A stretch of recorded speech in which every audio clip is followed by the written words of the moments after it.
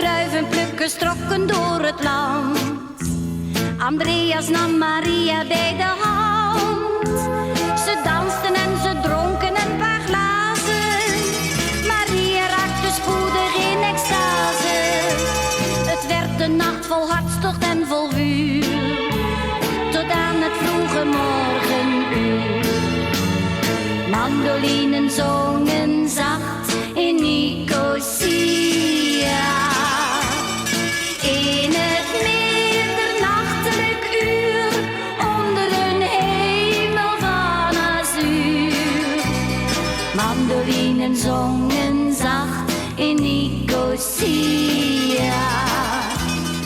Een exotische muziek in een nacht vol romantiek. Mandolinen in Nicosia. Mandolinen voor Maria. Maar druivenplukkers trekken altijd voort en zoeken hun geluk van oord tot oord. Maria ligt nu 's nachts vergeefs te wachten, gepijnigd door wanhopige gedachten. Andreas heeft zijn nieuwe avontuur, ergens in een druivenschuur. Mandolinen zongen zacht in Nicosia.